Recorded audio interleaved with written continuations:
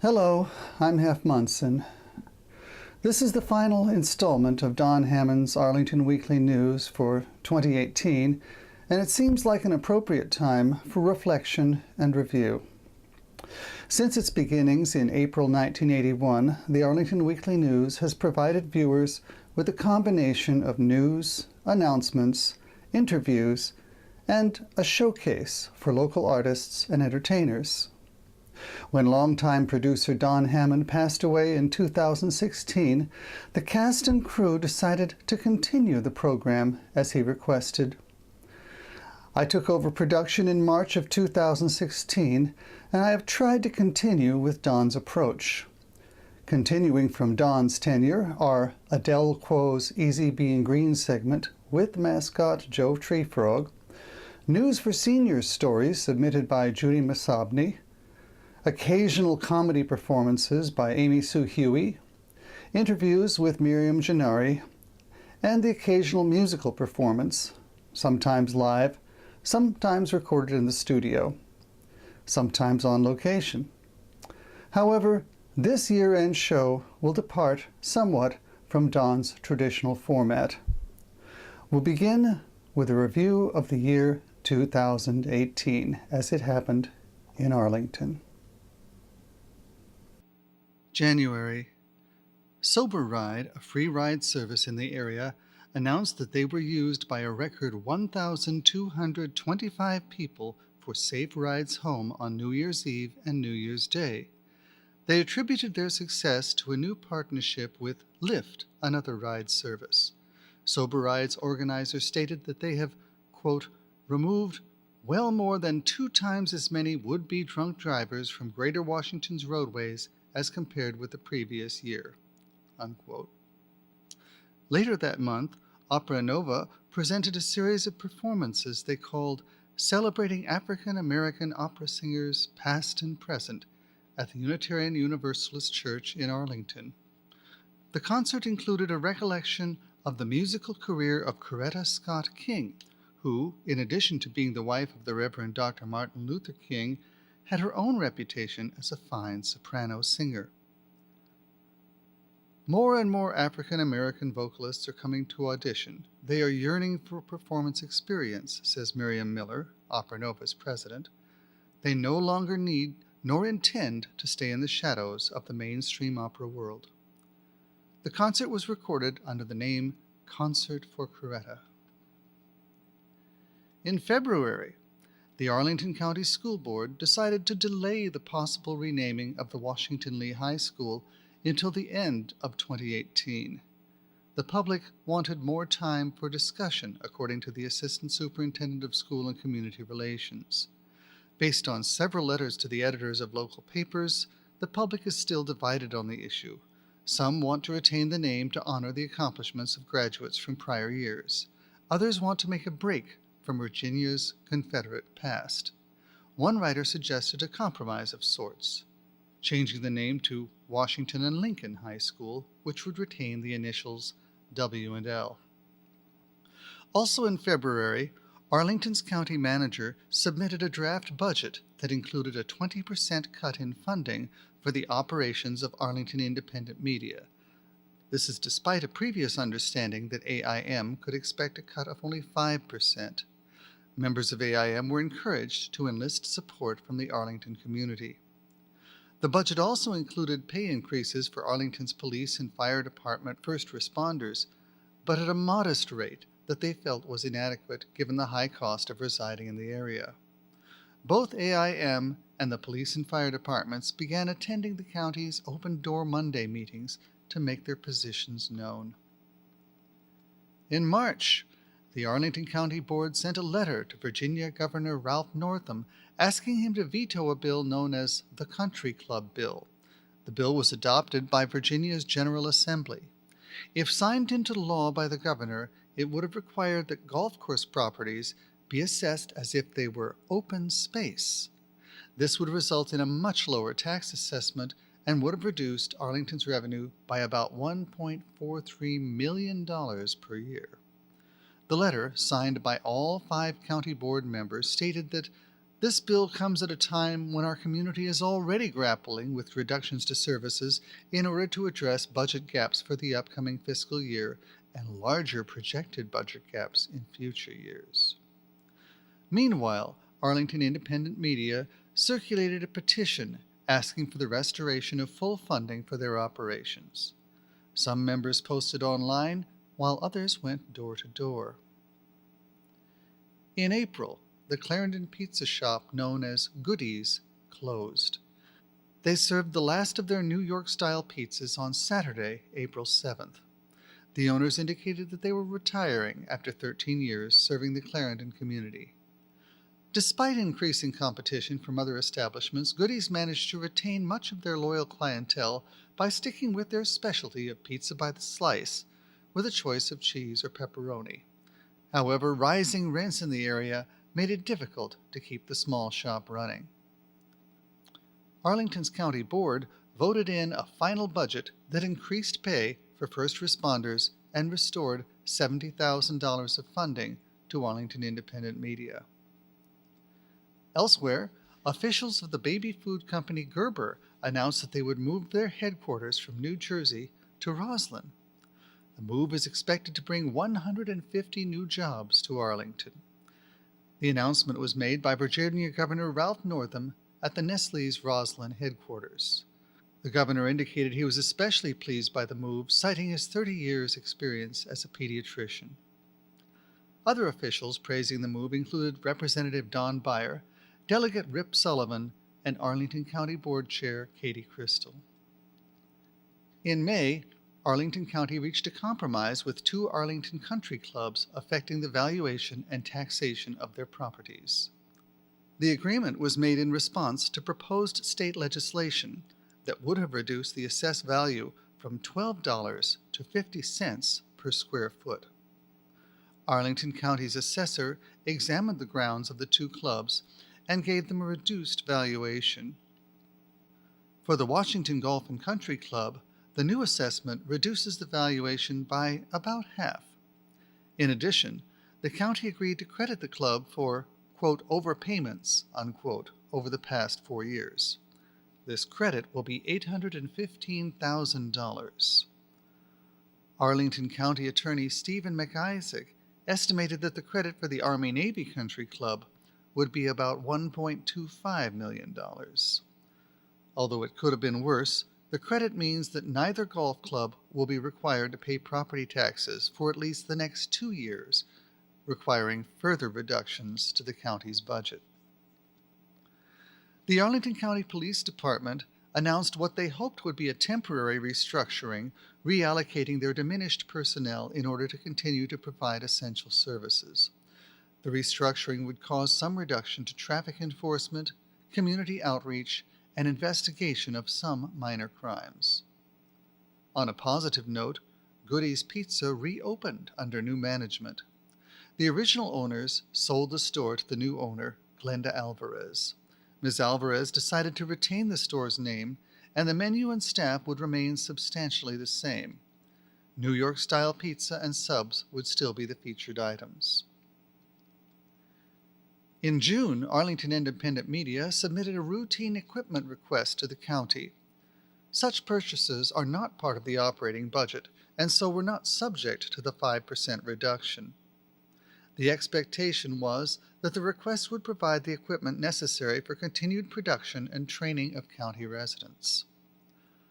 Also, Arlington voters went to the polls on Tuesday to vote in the June 12th primaries.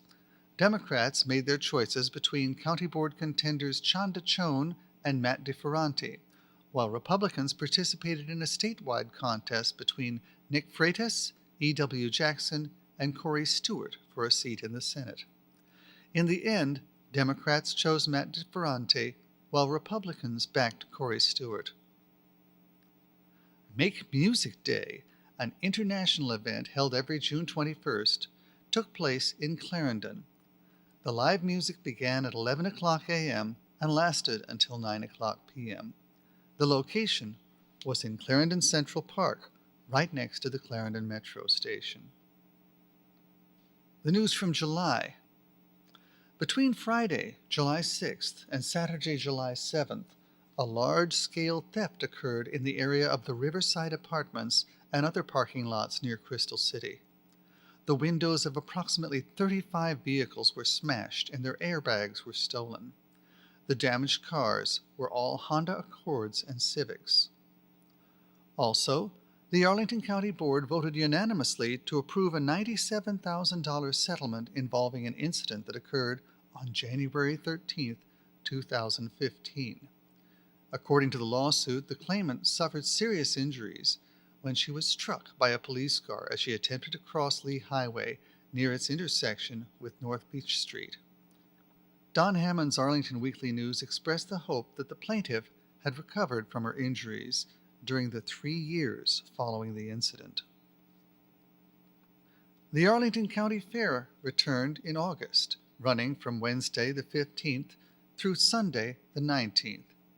Attendees seemed to enjoy themselves as usual, but it was noted that the non-commercial participation, the art submissions, the vegetable and fruit displays, baking and crafts, continued their diminishing trend as seen in the past few years.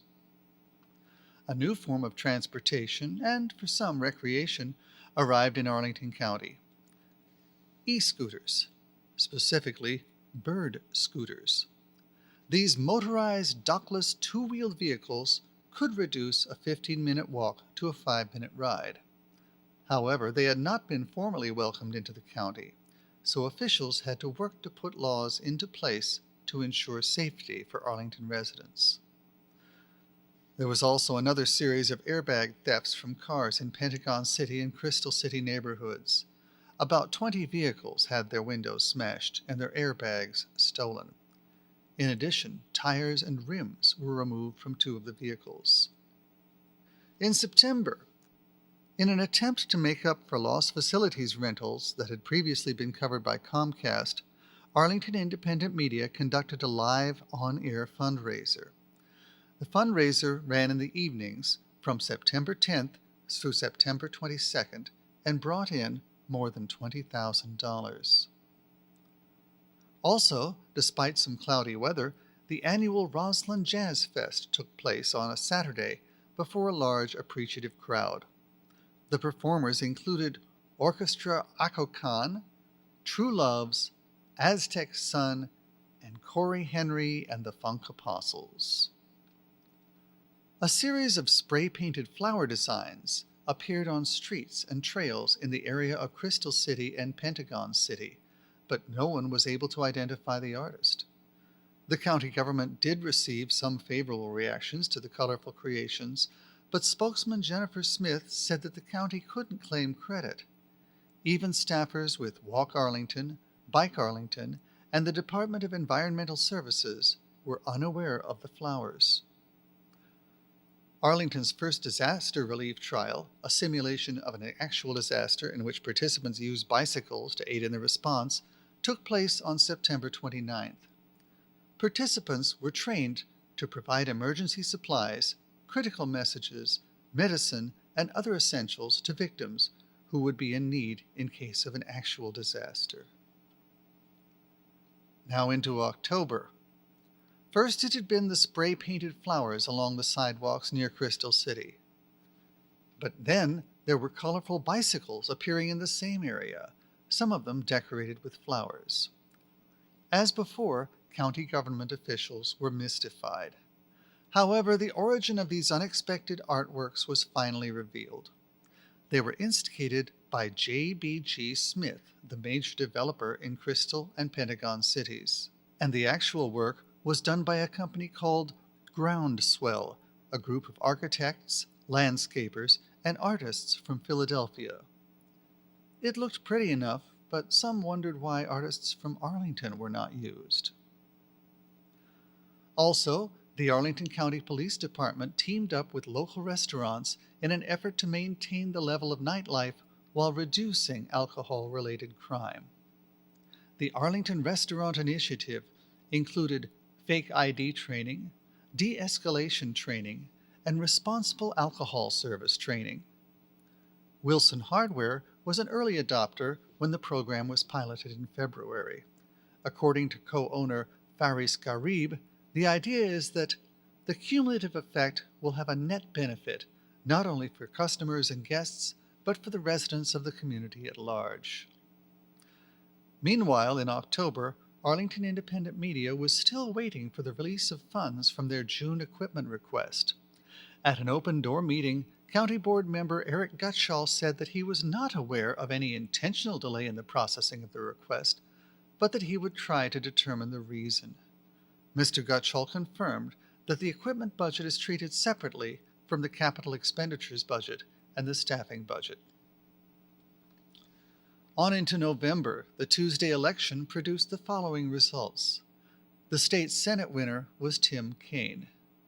The House winner was Don Beyer. The winner for school board was Barbara Cannonen.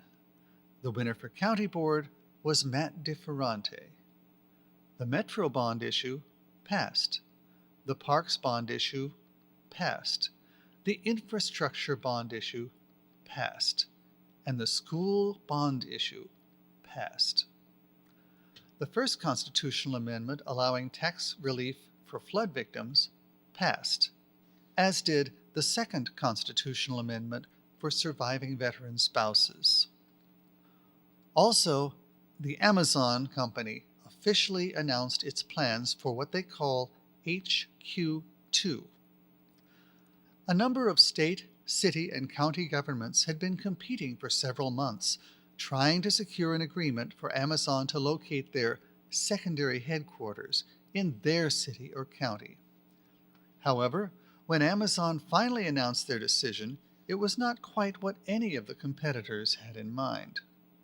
New York City's Queensboro and Arlington's Crystal City area were each selected to receive one half of the operation. For Arlington's part, the Crystal City location was rebranded as National Landing, but it was not just Crystal City, and it may not even include all of Crystal City. Part of the city of Alexandria was rebranded as well. The promise for Arlington was the introduction of some 25,000 new jobs with an average salary of over $150,000. However, since there were fewer than 2,700 people unemployed in Arlington as of October, most of these new jobs will almost certainly go to non-residents, who will either move in or commute into the area. Arlington didn't really need 25,000 new jobs. It was hoped that the Amazon move would solve Arlington's problem with high commercial vacancy rates. While Crystal City is expected to benefit, Roslyn had a higher rate as of the third quarter of 2017. Arlington County's overall commercial vacancy rate was 18.1%, more than double a rate that is generally considered to be desirable. The early signs suggested that commercial property owners, developers, and speculators will be happy, at least in the short run. Other residents, homeowners, and renters are likely to be unhappy with rising property assessments and rents. This story is going to be with us for a long, long time. On Thanksgiving, Arlington area residents braved some unusually cold weather to participate in the annual turkey trot. Out of 4,000 registrants, an estimated 3,200 people ran in the event despite near-freezing temperatures. The event is expected to bring in over $100,000 to be shared between AFAC, ASPAN, Arlington Thrive, Bridges to Independence, OAR, and Young Life of South Arlington. In another interesting development, Goody's Pizzeria in Clarendon decided to decorate the front of their building with a colorful mural showing various kinds of foods and ingredients. The little restaurant had long been known for its window decorations, but the mural was on the walls. Arlington County's zoning inspectors concluded that, quote, the artwork is considered a sign under Arlington's zoning ordinance because the artwork relates to the advertisement of a business and its services. The Goody's situation made some people wonder about an apparent difference in the zoning board's treatment of the mysterious painted flowers and bicycles contracted earlier in the year by J.B. Smith, who did not seek county permission. Going into December, in another Amazon-related development, JBG Smith Properties reached a deal to buy a development site across from the planned Virginia Tech's Innovation Campus. It was part of a strategy to acquire land in and around the newly named National Landing Area that is set to include one of the two secondary headquarters of Amazon. Also in December, Don Hammond's Arlington Weekly News received a series of replies to several questions, including, of the AIM budget that the board approved for fiscal year 19 after the restoration of the $70,000, how much has been released? The answer, the county budgeted $433,410 for fiscal year 2019 and has released two quarterly payments of $108,750, totaling $216,705 for the year. That's so far. The second question was, has funding for all of the public, educational, and government channels and Connect Arlington also been frozen, or is it just AIM's equipment request? The answer, originally the county proposed to hold off consideration of all requests until after receipt of a report from the Columbia Telecommunications Corporation. This approach would make certain that any disbursement of PEG funds would not be in conflict with any recommendations or changes made as a result of the CTC report. However, due to a delay in the CTC report, and based on a determination that this request would not potentially conflict with any future recommendations, county staff decided to approve the $98,000 funding request for AIM's equipment, and it is now in process. Another question was, how soon may the PEG channels expect to receive whatever funding is decided upon after completion of the CTC report? The answer was, county board action is required to allocate and appropriate PEG grant funding. This action typically occurs through the budget process. It is expected that once the CTC report has been analyzed and reviewed internally, staff will make recommendations to the county manager. The county manager may then make recommendations as a part of the fiscal year 2020 budget process. If the county manager makes funding recommendations as a part of the proposed budget process, the county board would then make the final decision in April 2019 for the fiscal year beginning in July 2019. It is important to keep in mind that as the county manager prepares the fiscal year 2020 proposed budget, based on continued downward pressure on revenues, all county departments and programs, including ATV, will be considered for funding reductions. Another question was, what is the current year budget for each of the PEG channels as well as Connect Arlington? They replied with a grid showing the total operating budget. ATV was budgeted for $672,732, but not all of the funding was dedicated to the county channel and included both personnel and non-personnel expenses. As for Arlington Independent Media, the operating budget was $433,410. The budget for Connect Arlington was $1,565,308. And the budget for AETV, Arlington Educational TV, from the public schools was not available because the schools make their own determinations. That completes this evening's Year in Review. Now we'd like to close with a message from AIM member Bill Calder. Hello, my name is Bill Calder. I'm a former board member here at Arlington Independent Media, or AIM. I wish you a happy holiday season, whether Merry Christmas is the right thing to say, or perhaps a Happy Hanukkah. I'd like to offer a remembrance to two gentlemen who, and it's been a year since Don Hammond and Rich Masovny passed away. Don Hammond produced Arlington Weekly News for more than 30 years. We will not see him.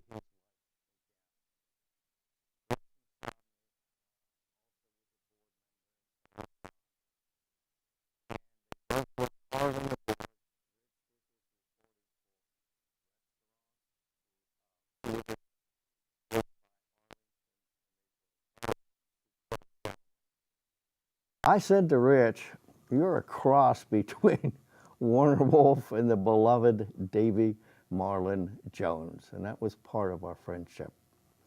One thing they knew, and I know, the most important part of Arlington Independent Media is not in this building, and it's not me.